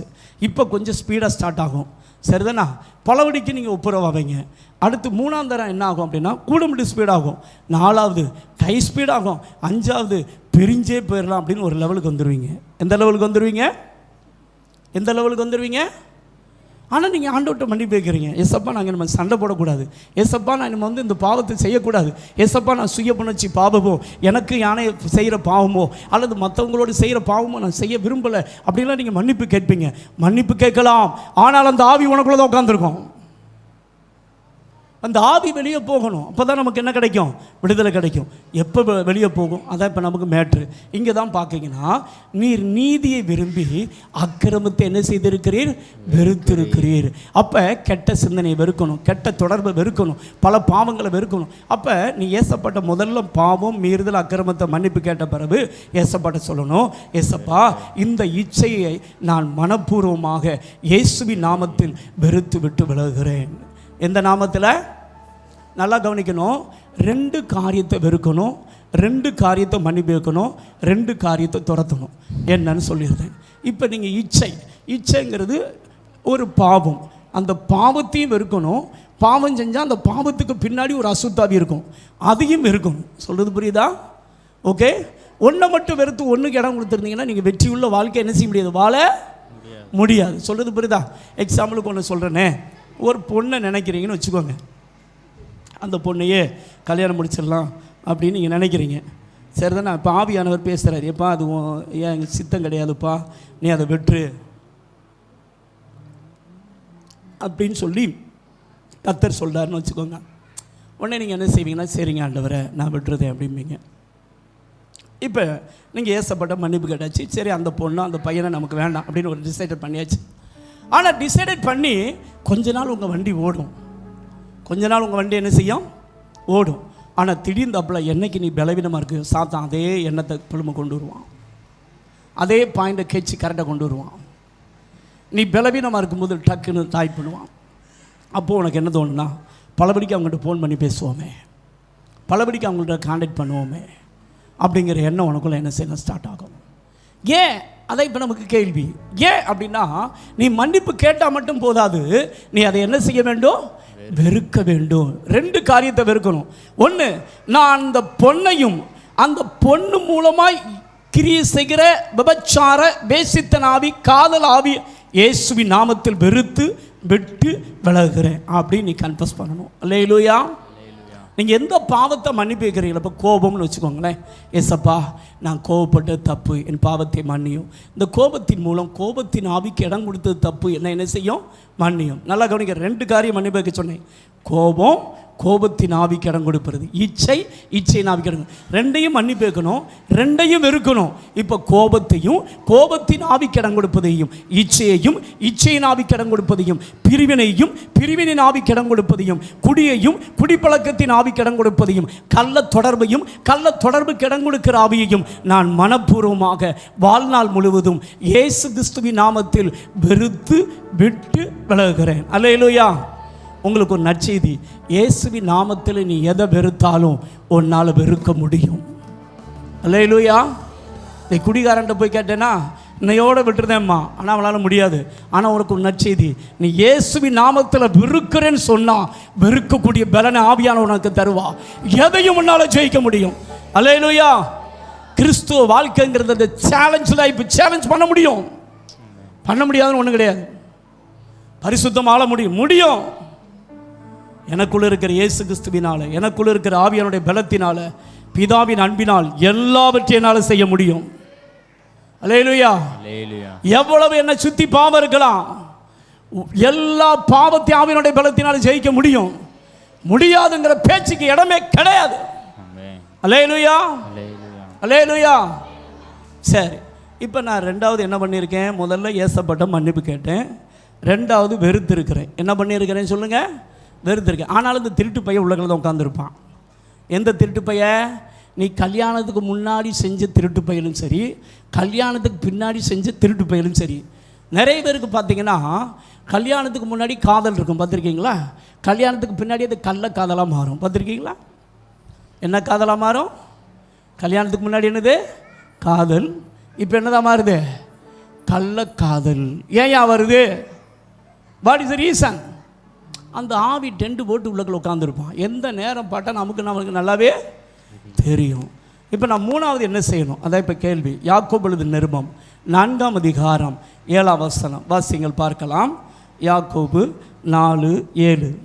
ஆகையால் தேவனுக்கு கீழ்ப்படிந்திருங்கள், பிசாசுக்கு எதிர்த்து நில்லுங்கள், அப்பொழுது அவன் உங்களை விட்டு ஓடி போவான். இப்போ 3வது சபை என்ன செய்யணும் அப்படின்னா, இப்போ நான் ஏசப்பட்ட மன்னிப்பு கேட்டேன். ஏசப்பா என் வலது பக்கத்தில் நிற்காரு, திருட்டு பையன் இடது பக்கத்தில் நிற்கிறான். எனக்கு தீங்கு செய்வதுதான் அவனுடைய நோக்கமே. நான் தான் இடம் கொடுத்துருக்கேன், ஏசப்பா இடம் கொடுக்கல. யார் இடம் கொடுத்துருக்கா? இடம் கொடுத்தது யாரு? எபேசியர் எழுதின நிருபம் 4ஆம் அதிகாரம் 21, 22 வாசித்து பார்த்தீங்கன்னா, பிசாசுக்கு என்ன செய்யாதிருங்கள், இடம் கூடாதிருங்கள் அப்படின்னு ஆவியான் எழுதுறது. அப்போ நல்லா கவனிக்கணும். இப்போ இடம் கொடுத்து நான் தான். அப்போ வெறுக்க வேண்டியது நான் தான், துரத்த வேண்டியது யார் தான் துரத்தணும்? நான் தான் துரத்தணும். ஏசப்பா துரத்த மாட்டார். யார் துரத்த மாட்டா? சொல்லுங்க. நீங்கள் துரத்துறதுக்கு ஏசப்பா ஹெல்ப் பண்ணுவார். என்ன பண்ணுவார் சொல்லுங்க பார்க்கலாம்? ஹெல்ப் பண்ணுவார். அவர் ஹெல்ப் பண்ணணும் அப்படின்னா, இப்போ நான் மன்னிப்பு கேட்கும்போது ஏசப்பா கவனிக்கிறாரு, நான் வெறுக்கும் பொழுது ஏசப்பா கவனிக்கிறார், சாத்தானும் கவனிக்கிறான். சரிதானா? இப்போ நான் அடுத்த ஸ்டெப் எடுக்கணும். இப்போ நான் தேவனுக்கு கீழ்ப்படிஞ்சாச்சு, மன்னிப்பு கேட்டுட்டேன், வெறுத்துட்டேன். இதுதான் தேவனுக்கு கீழ்ப்படிதல். இப்போ அடுத்த வினாடி சொல்லணும், இயேசுவின் நாமத்தினாலே இச்சையின் ஆவியே, என் ஆவி ஆத்துமா சரீரத்தை விட்டு என்ன செய்ய, வெளியேறி போ அப்படின்னு நீங்கள் என்ன செய்யணும்? கமான் கொடுக்கணும். நீ என்ன பாவம் செஞ்சியா? ரகசிய பாவம் செஞ்சிருக்கியா? உனக்கு நீயே பாவம் செஞ்சிருக்கியா? வாயை திறந்து சொல்லு, இந்த அசுத்தாவி என்னை விட்டு என்ன செய்ய, வெளியேறி போ. ஏசபேலின் ஆவியை வெளியேற்றணும். ஏசபேலின் ஆவியுடைய கேரக்டர் சொல்கிறேன், எழுதிக்கோங்க முடிஞ்சா. ஏசபேலின் ஆவியுடைய கேரக்டர் என்ன அப்படின்னா, அது தனக்குத்தானே பாவம் செய்ய வைக்கும். First point. செகண்ட் பாயிண்ட் ஓரினை சேர்க்கை. தேர்ட் பாயிண்ட் கள்ள தொடர்பு. ஃபோர்த் பாயிண்ட் விபச்சார வேசித்தனம். ஃபிஃப்த் பாயிண்ட் மனநல பாதிப்பு. இது எல்லாமே என்ன ஆவினா? ஒரே ஆவிதான். என்ன ஆவி? ஏசபேலின் ஆவி. அப்ப நீ வாயை திறந்து சொல்லணும், ஏசபேலின் ஆவியே என்னை விட்டு என்ன செய்ய, வெளியேறி போ அப்படின்னு என்ன செய்யணும்? கமான் கொடுக்கணும். அல்லேலூயா. இப்ப நீங்க கமான் கொடுத்துட்டீங்கன்னா இந்த ஆவி கண்டிப்பா போயே ஆகணும். அல்லேலூயா. கர்த்தர் அதை உங்களை விட்டு என்ன செய்வாரு? அப்புறப்படுத்துவார். அதுக்கடுத்து நீங்கள் ஒழுங்காக பரிசுத்தமாக என்ன செய்யலாம், வாழலாம். எந்த பாவத்தை விட முடியலன்னு நினைக்கிறீங்களோ எல்லாவற்றையும் நீங்கள் ஜெயிக்கிறவங்களா மாறுவீங்க. திரும்ப திரும்ப திரும்ப விழுந்து விழுந்து என்ன செய்ய மாட்டேன், போக மாட்டீங்க. அல்லேலூயா. ஆனால் நிறைய பேருக்குள்ளே பார்த்தீங்கன்னா ஒரு எண்ணம் வந்துடும்.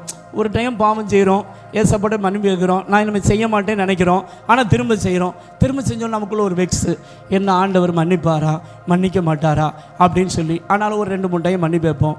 தொடர்ச்சியாக ஒரே பாவத்தை கண்டினியூவாக நம்ம செய்யும்போது நமக்குள்ளே ஒரு நம்பிக்கை வரும், நம்மளாலலாம் ஜெயிக்கவே முடியாது, ஏசப்பா நம்மளை மன்னிக்கவே மாட்டார் அப்படிங்கிற ஒரு எண்ணத்தை யார் கொடுப்பானா, சாத்தான் கொடுப்பான். அல்லேலூயா. 2 விதமான உணர்வு இருக்குது, முடிஞ்சால் நோட் பண்ணிக்கோங்க. 2 விதமான உணர்வு. 1 பரிசுத்த ஆவியானவர் கொடுக்கிற உணர்வு, 2 சாத்தான் கொடுக்கிற உணர்வு. ஆவியானவர் கொடுக்கிற உணர்வுக்கும் சாத்தான் கொடுக்கிற உணர்வுக்கும் வித்தியாசத்தை நீங்கள் அறிந்து கொள்ளணும். நீங்கள் ஒரு தப்பு பண்ணுறீங்க அப்படின்னா பரிசுத்த ஆவியானவர் என்ன செய்வார் அப்படின்னா, உடனே போய் ஏசப்பட்ட மன்னிப்பு கேட்டு ஒப்புரவாகு ஒப்புரவாகு ஒப்புரவாகு அப்படின்னு சொல்லி என்ன செய்வார்னா ஃபோக்கஸ் பண்ணுவார். அல்லேலூயா. என்ன பண்ணுவார், ஃபோக்கஸ் பண்ணுவார். இந்த எண்ணம் வந்துச்சு அப்படின்னா அது யார் கொடுக்குற எண்ணம், பரிசுத்தாவினர் கொடுக்கறது. ஆனால் இன்னொரு எண்ணம் வரும், நீலாம் ஜோம் பண்ணுறியாங்கோ, நீலாம் கிறிஸ்டினாங்கோ, உன் ஜெபத்தெல்லாம் ஏசப்ப என்ன செய்ய மாட்டார், கேட்க மாட்டார், நீ அப்படிப்பட்ட ஆள், நீ வாயை திறந்தாலே மூடவே. என்னைக்கு நீங்கள் கோவப்படக்கூடாதுன்னு ட்ரை பண்ணுவீங்களா அன்றைக்கி தான் கோவமே அதிகமாக பட்டிருப்பீங்க. பார்த்துருக்கீங்களா? என்னைக்கு சண்டை போடக்கூடாதுன்னு நினைப்பீங்களா அன்றைக்கி தான் என்ன போடுவீங்க, சண்டை போடுவீங்க. என்னைக்கு கெட்ட வார்த்தை பேசக்கூடாதுன்னு நினைப்பீங்களா அன்றைக்கி தான் என்ன செய்வீங்க, அதிகமாக கெட்ட வார்த்தை பேசுவீங்க. என்னைக்கு எதை செய்யக்கூடாதுன்னு நினைக்கிறீங்களோ அன்றைக்கி தான் அதை நம்ம செய்வோம். கவனித்து பார்த்துருக்கீங்களா? Very careful. அப்போ இந்த எண்ணத்தை கொடுக்கறது யார், சாத்தான் கொடுக்குறான். அப்போ அதை நீங்கள் புரிந்து கொண்டு உடனே ஏசப்பட்ட போய் ஃபுல் சரண்டட் ஆயிடணும். என்ன ஆயிடணும், ஃபுல் சரண்டட். உங்ககிட்ட ஒரு காரியத்தை சொல்கிறேன், நீங்கள் செய்கிற பாவத்தை ஒரு காலத்திலும் ஒருபோதும் உன் மனைவியினிடத்திலேயோ உன் கணவனிடத்திலேயோ அல்லது உன் நண்பரிடத்திலேயோ சொல்லவே கூடாது. யார்கிட்ட மட்டும்தான் சொல்லணும் தெரியுமா, ஏசப்பட்ட மட்டும்தான் சொல்லணும். அல்லேலூயா. நான் சிலரை பார்க்குறேன், வெகுளியாக என்ன செய்கிறாங்க அப்படின்னா, நான் அந்த பாவம் செஞ்சேன் அப்படின்னு சொல்லிடுறான். நல்லா கவனிக்கணும், ஏசப்பா மன்னிச்சு மறந்துடுவார். ஆனால் மனிதன் மன்னிக்கவும் மாட்டான், மறக்கவும் மாட்டான். ஜாக்கிரதை. என்ன செய்ய மாட்டான், மன்னிக்கவும் மாட்டான், மறக்கவும் மாட்டான். சரி, இப்போ இந்த ஆவியெல்லாம் நம்மளாக இடம் கொடுத்து நம்மளாக துரத்துறது. இன்னொரு ஆவி இருக்குது, சரிதானா? அதை எப்படி துரத்துறது? எக்ஸாம்பிளுக்கு சொல்கிறேன். என்னிடத்துல ஒரு அம்மா ஃபோன் பண்ணாங்க. அந்த அம்மா இந்துலேருந்து ரட்சிக்கப்பட்டவங்க. 3 வருஷம் சபைக்கு நல்லா போனாங்க, ஃபுல் காஸ்பிள் சபை, நல்லா ரட்சிக்கப்பட்டிருக்காங்க. ஆவியில் நிரம்பி ஜெபிக்கிறாங்களா என்னன்னு எனக்கு சரியாக தெரில, நிரம்புவாங்கன்னு நான் நினைக்கிறேன். ஆனால் 3 வருஷம் கழித்து பார்த்தீங்கன்னா திடீர்னு தப்பில் பிசாசு போராட்டம், ஒரே ஆட்டம். பாஸ்ட் எவ்வளோ ஜோம் பண்ணி பார்க்குறாங்க, பிசாசு போகலை. என்னுடைய நம்பர் கிடச்சிது, என்கிட்ட கான்டாக்ட் பண்ணாங்க. அப்போ நாங்கள் எப்பயுமே சாதாரண மன்னிப்பு கேட்க மாட்டோம். இப்போ உங்களுக்கு சொன்ன மாதிரி இந்த காரியத்தெல்லாம் மன்னிப்பு கேட்க வச்சு என்ன செய்வேன்னா பிசாசு துரத்தலாம் பண்ணுவோம். அதனால் அதே மாதிரியே ஃபோனில் சொல்லி ஜோம் பண்ணால் 4 நாளைக்கு அந்த அம்மாவுக்கு கம்ப்ளீட்டாக விடுதலை. ஆனால் திரும்ப பார்த்தீங்கன்னா அந்த பிசாசு வந்துருச்சு. நான் 5ஆவது நாள் பார்த்தீங்கன்னா பலவடிக்கு எனக்கு ஃபோன் பண்ணி, பாஸ்டர் எனக்கு ஒரே போராட்டமாக இருக்குது அப்படின்னு. எனக்கு ஜெபிக்கும் போதே தெரியும் என்னென்ன ஆவி எப்படி போராடுது அப்படின்னு சொல்லி. அதனால் ஆவி போராடுறது எனக்கு தெரிஞ்சிச்சு. அதனால் அதன்படியே சொல்லி ஜோம் பண்ணேன். அந்த அம்மாவுக்கு எழுத படிக்க தெரியாது, அதான் பெரிய பிரச்சனை. இல்லைன்னா நான் எழுத சொல்லி நீங்களே கன்ஃபர்ஸ் பண்ணுங்கன்னு சொல்லியிருப்பேன். அந்த அம்மா அதனால் திரும்ப என்னை கான்டாக்ட் பண்ணிச்சு.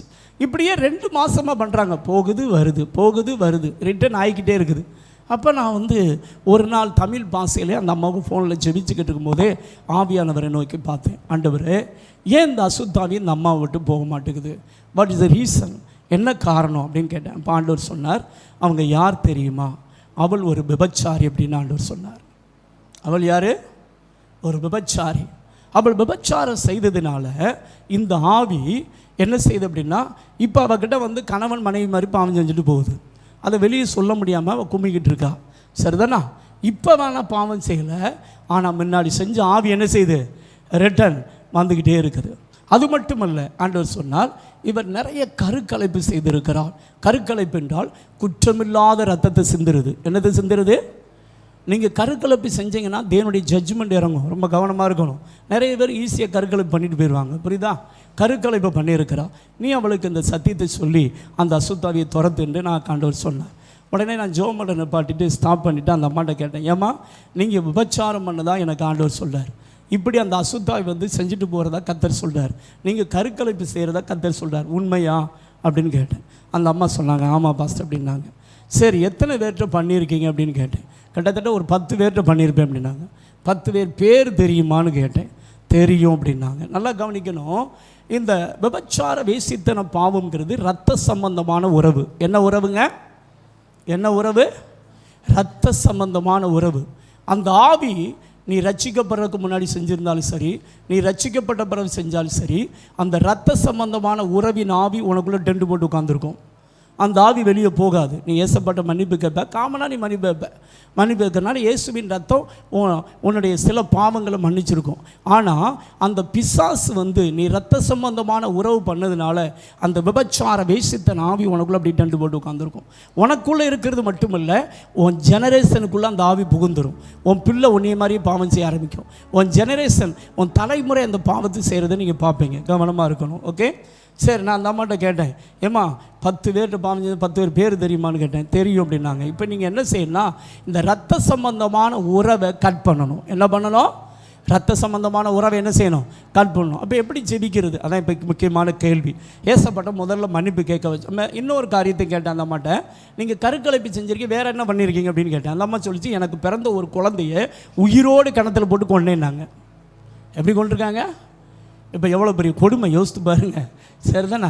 இப்போ அந்த அம்மாவை ஏசப்பட்ட நான் சொல்கிற மாதிரி மன்னிப்பு கேளுங்கம்மான்னு சொல்லி அந்த 10 பேர் பேரை சொல்லி, ஆண்டவரே இவங்களோடு நான் செய்த விபச்சார வேசித்தன அக்கிரமத்தை என்ன செய்யும்? மன்னியும். இது என்னது? அக்கிரமம். சொல்கிறது புரியுதா? அக்கிரமத்தை மன்னியும். அந்த நபருக்கும் எனக்கும் இடையில் இருக்கிற இரத்த சம்பந்தமான உறவை இயேசுவின் நாமத்தில் அறுக்கிறேன். எந்த நாமத்தில் அறுக்கிறேன்? எந்த நாமத்தில் அறுக்கிறேன்? இயேசுவின் ரத்தத்தினால் அறுக்கிறேன். இப்போ அந்த 10 பேர் மூலமாக எனக்குள்ளே வந்த இயேசுவின் ஆவியே, விபச்சார வேசித்தன ஆவியே, என்னை விட்டு இயேசுவின் நாமத்தில் என்ன செய்ய? வெளியேறிப்போ. அது மாத்திரமல்ல, ஏசப்பா நான் கருக்கலைப்பு செஞ்சுருக்கிறேன், என் பாவத்தை மன்னியும். ஒரு குழந்தை உயிரோடு என்ன செஞ்சுருக்கேன்? கிணத்துல போட்டு கொண்டிருக்கேன். இந்த அக்கிரமத்தை என்ன செய்யும்? மன்னின்னு உண்மையாக மன்னிப்பு கேட்க வச்சோம். மன்னிப்பு கேட்டு அந்த அசுத்தாவியை துரத்தி ஜோம் பண்ண பாருங்கள். ஜோம் பண்ணால் என்றைக்குமே அந்த அம்மா உடனே மறுநாள் கான்டாக்ட் பண்ணுவாங்க. அதே மாதிரி அன்றைக்கி ஜோம் பண்ணால் நல்லா தூங்கினாங்க. மறுநாள் கான்டாக்ட் பண்ணாங்க. கான்டாக்ட் பண்ணிட்டு சொன்னாங்க,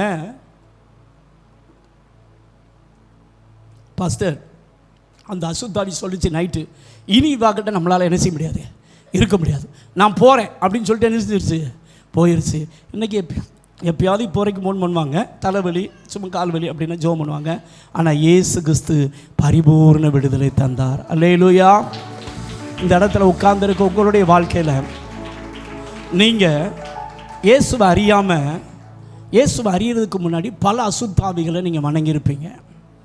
பல அசுத்தாவிகளை நீங்கள் என்ன செஞ்சுருப்பீங்க? வணங்கியிருப்பீங்க. அந்த வணங்கினதன் மூலமாக அந்த ஆவி உங்களுக்குள்ளே டெண்டு போட்டு உட்கார்ந்துருக்கும். இப்போ நீங்கள் இயேசுவை ஏற்றுக்கொண்டது உண்மை. ஆனால் இயேசுவை ஏற்றுக்கொள்கிறதுக்கு முன்னாடி நீங்கள் அந்த அசுத்தாவிகளோடு என்ன பண்ணியிருப்பீங்க அப்படின்னா, இரத்தத்தின் மூலம், வார்த்தையின் மூலம், எழுத்தின் மூலம், மந்திரவாதத்தின் மூலம், காணிக்கையின் மூலம் உடன்படிக்கை பண்ணியிருப்பீங்க. என்ன பண்ணியிருப்பீங்க? நம்ம ஆட்கள் என்ன சொல்லுவாங்க தெரியுமா? ஆத்தா எனக்கு இது பண்ணிட்டேன்னா நான் தலைமுறையாக என்ன போடுறேன்? மொட்டை போடுறேன் அப்படிம்பாங்க. பார்த்துருக்கீங்களா? ஆனால் இதை செய்கிறேன், அதை செய்கிறேன், நீ எனக்கு ஒரு குழந்தைய கொடுத்தேன்னா என் பிள்ளைக்கு இந்த பேரே என்ன செய்கிறேன்? வைக்கிறேன் அப்படிம்பாங்க. பார்த்துருக்கீங்களா? இப்படிலாம் சிலர் பேர் வச்சுருப்பாங்க. இப்போ சாத்தானுக்கு என்ன அப்படின்னா, உங்கள் மேலே அவனுக்கு என்ன இருக்குது? உரிமை இருக்குது. என்ன இருக்குது? உரிமை, அக்ரிமெண்ட். சரிதானா? அக்ரிமெண்ட் இருக்குது. இப்போ இந்த உரிமையை நம்ம என்ன செய்யணும்னா கேன்சல் பண்ணணும். உரிமையை நம்ம என்ன செய்யணும்? கேன்சல் பண்ணணும். என்றைக்கோ ஒரு நாள் இயேசுவை குறித்து கேள்விப்படுறீங்க. இயேசு தான் உண்மையான தெய்வம் தெரிஞ்சு போச்சு. இப்போ இயேசுவை உங்கள் சொந்த ரட்சகராக என்ன செய்கிறீங்க? ஏற்றுக்கொள்கிறீங்க. இயேசுப்பட்டு பாவம் மன்னிப்பு கேட்குறீங்க. இயேசு மன்னிக்கிறார், உங்களை அவருடைய பிள்ளையை ஏற்றுக்கொள்கிறார். நீங்கள் இயேசுக்கிட்ட ஞானஸ்நானம் எடுக்கும்போது அவரோடு நீங்கள் உடன்படிக்கை பண்ணுறீங்க. என்ன பண்ணுறீங்க? யாரோடு உடன்படிக்கை பண்ணுறீங்க? ஏசப்போடு உடன்படிக்கை பண்ணுறது ரொம்ப நல்லது. இயேசுவோடு உடன்படிக்கை பண்ணுறது ரொம்ப ரொம்ப நல்லது. திருவிருந்து எடுக்கிறீங்க. திருவிருந்து எடுக்கும்போது இயேசு நம்மோடு என்ன பண்ணுறாரு? உடன்படிக்கை பண்ணுறாரு. அல்லேலூயா. இந்த 2 அக்ரிமெண்ட்டுமே நல்லது. இந்த உடன்படிக்கை ரொம்ப நல்லது. ஆனால் நம்ம ஏற்கனவே திருட்டு பயலோடு பண்ண உடன்படிக்கை இருக்குது பார்த்தீங்களா? எந்த பயலோட? இந்த திருட்டு பையன் இருக்கான் பார்த்தீங்களா? இந்த திருட்டு பையன் நம்ம வணங்கின பல அசுத்தாவிகள். அந்த அசுத்தாவியோடு பண்ண உடன்படிக்கை உங்கள் வாழ்க்கை என்ன செய்யணும்? கண்டினியூ ஆகும். என்ன ஆகும்? கண்டினியூ ஆகும். இப்போ சாத்தான் ஒன்றும் பெரிய ஆள் கிடையாது. ஏசப்பா எல்லாவற்றையும் சிலுவையில் என்ன செஞ்சிட்டாரு? செஞ்சு முடிச்சிட்டார். ஆனால் அவனுக்கு நம்ம மேலே உரிமை இருக்கிறனால நம்ம வழியில் கிராஸ் பண்ண முடியும். என்ன பண்ண முடியும்? நம்ம வழியில் என்ன செய்ய முடியும்? கிராஸ் பண்ண முடியும். என்ன கிராஸ் பண்ணுவான்? நீங்கள் சபைக்கு போகிறீங்களா? ரொம்ப சந்தோஷம். ஜோம் பண்ணுறீங்களா? ரொம்ப சந்தோஷம். 3 வருஷம் எந்த தொந்தரவும் பண்ண மாட்டான். அடுத்து சொல்லுவான், அவன் மேலே கேஸ் போடுவான். நான் உலக பிரகாரமாக பேசுகிறேன். இப்போ நீங்கள் ஒரு நபரோடு உடன்படிக்கை பண்ணுறீங்க. இப்போ நம்ம இந்திய கவர்மெண்ட் எடுத்துக்கோங்க. நம்ம இந்திய கவர்மெண்ட் வந்து பாகிஸ்தானோடு உடன்படிக்கை பண்ணுது, இந்த பொருளை கொடுப்பேன் வாங்குவேன்னு. ஆனால் பாகிஸ்தானுடைய நடவடிக்கை சரியில்லை. உடனே என்ன செய்கிறாங்கன்னா அதை ஸ்டாப் பண்ணிட்டு வேறு நாட்டோடு உடன்படிக்கை பண்ணி அந்த நாட்டுக்கு மட்டும் பொருளை கொடுக்கறது வாங்குறது பண்ணிக்கிட்டு இருக்காங்கன்னு வச்சுக்கோங்க. ஆனால் ஏற்கனவே பாகிஸ்தானோடு பண்ண ஒப்பந்தம் அப்படியே தான் என்ன செய்யுது இருக்குது. அது இருக்கிறனால இந்த பாகிஸ்தான் என்ன பண்ணும் அப்படின்னா, ஐக்கிய நாட்டு சபையில் நம்மளை பற்றி என்ன பண்ணும்? கம்ப்ளைண்ட் பண்ணும். என்ன பண்ணும்? கம்ப்ளைண்ட் பண்ணுமா? பண்ணாதா? பண்ணோம். அதுபோல் இப்போ நீங்கள் யார் பக்கத்தில் உட்காந்துன்னா, இயேசு பக்கத்தில் உட்காந்துருக்கீங்க. யார் பக்கத்தில் உட்காந்துருக்கீங்க? இப்போ திருட்டு பயலுக்கு வந்து பயம் இருக்கும், அதில் எந்த தவிட்டுமே கிடையாது. ஆனாலும் அவனுக்கு உங்கள் மேலே என்ன இருக்குது? உரிமை இருக்குது. என்ன இருக்குது? அந்த உரிமைக்கு யார் தான் காரணம்? நீங்கள் தான் காரணம். உங்கள் முப்பிதாக்கள் காரணம். யார் தான் காரணங்க? ஆமாம். யாத்திராகமம் 34ஆம் அதிகாரம் 11 to 17 வரைக்கும் வீட்டில் போய் வாசித்து பாருங்கள். நீ போய் சேருகிற தேசத்தின் குடிகளோட உடன்படிக்கை பண்ணாதபடிக்கு எச்சரிக்கையாரு. உடன்படிக்கை பண்ணினால் அது உன் நடுவில் எப்படி இருக்குன்னா கண்ணியாக இருக்கும். எப்படி இருக்குமா? கண்ணி வெடி வச்ச மாதிரி இருக்கும். அதுதான் கட்டு. ஒரு கட்டு என்ன செய்யும்? உட்காந்துருக்கும். இப்போ நான் என்ன செய்யணும் பாஸ்டர்? அதான் இப்போ நமக்கு முக்கியமான கேள்வி. ஏசப்பாட்ட ஒரு டயம், ஆண்டவரே நான் உண்மை அறியாமல் பல கோடி தேவர்களை என்ன செஞ்சுருக்கேன். ஒரு டைம் கேட்டால் போதும். இது ஒன்றும் பெருசு எல்லாம் கிடையாது. ஒரு டைம், ஆண்டவரே இப்படி பல கோடி தேவர்களை நான் என்ன செஞ்சுருக்கேன், வணங்கியிருக்கிறேன். என்னை அறியாமல் எத்தனையோ அசுத்தாவியில் நான் வணங்கியிருக்கிறேன். இதோடு நான் என் முப்பிதாக்கள் பண்ண உடன்படிக்கையை இயேசுவின் நாமத்தில் முறிக்கிறேன். எந்த நாமத்தில் முறிக்கிறேன்? இயேசுவின் நாமத்தில் முறிக்கிறேன். இந்த அசுத்தாவி என்னை விட்டு, என் சந்ததியை விட்டு, என் குடும்பத்தை விட்டு இயேசுவின் நாமத்தில் என்ன செய்ய? வெளியேறிப்போ. ஒரு டைம் இது வந்து ஒரு டைம் சொன்னால் போதும். இது வந்து வேறு பிரச்சனையே கிடையாது. அதுபோல் முப்பிதாக்கள் செய்த அக்கிரமத்தை ஆண்டவர் சொல்றாரு. யாத்திராகமம் 20ஆம் அதிகாரம் 4-5 வாசித்து பாருங்கள். 3-5 வரைக்கும் வாசித்து பார்த்தீங்கன்னா, முப்பிதாக்கள் செய்த அக்கிரமத்தை கர்த்தர் 3ஆம் 4ஆம் தலைமுறை மட்டும் நான் என்ன செய்வேன்? விசாரிப்பேன் அப்படின்னு சொல்றார். இப்போ இயேசு எல்லாமே நமக்காக செய்து முடிச்சிட்டார். அதனால் நம்ம எதையுமே சுமக்கணும் அவசியமே கிடையாது.